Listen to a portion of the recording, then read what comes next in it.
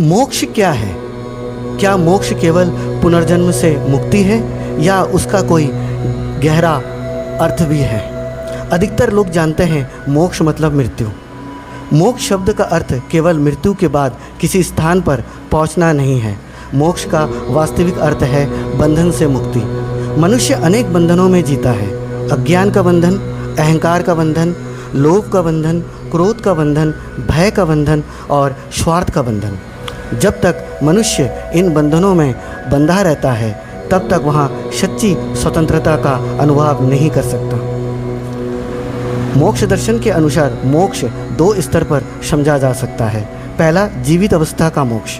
जब मनुष्य सत्य को स्वीकार करता है, अपने अहंकार को नियंत्रित करता है, अन्याय का साथ देता है, करुणा से जीवन जीता है और अपने कर्मों की जिम्मेदारी स्वयं लेता है, तब वहाँ भीतर से मुक्त होने लगता है। यहाँ मोक्ष की यात्रा का आरंभ है। दूसरा, आत्मा का अंतिम मोक्ष। जब आत्मा अनेक जन्मों की यात्रा के बाद पूर्ण ज्ञान, पूर्ण करुणा, पूर्ण न्याय और पूर्ण सत्य के अनुरूप हो जाती है, तब उसे पुनर्जन्म की आवश्यकता नहीं रहती। परमात्मा द्वारा स्थापित नियमों के अनुसार वहाँ मोक्ष को प्राप्त करती है। मोक्ष किसी विशेष जाति, धर्म, भाषा या राष्ट्र के लोगों के लिए नहीं है। जो भी मनुष्य सत्य, करुणा और श्रेष्ठ कर्मों के मार्ग पर चलता है, उसके लिए मोक्ष का मार्ग खुल जाता है।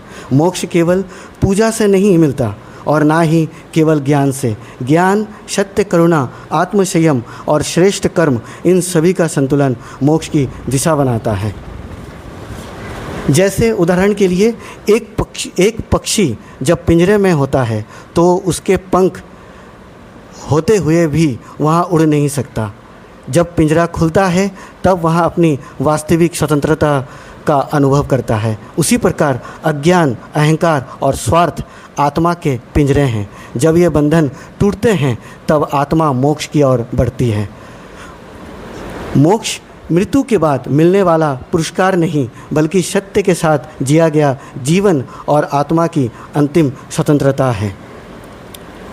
क्या मैं अपने जीवन में किसी ऐसे बंधन से बंधा हूँ जो मुझे सत्य और शांति से दूर ले जा रहा है?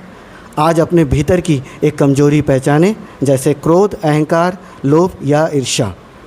उसे कम करने के लिए एक छोटा सा कदम उठाएं। मोक्ष की यात्रा छोटे छोटे आत्म सुधार से शुरू होती है।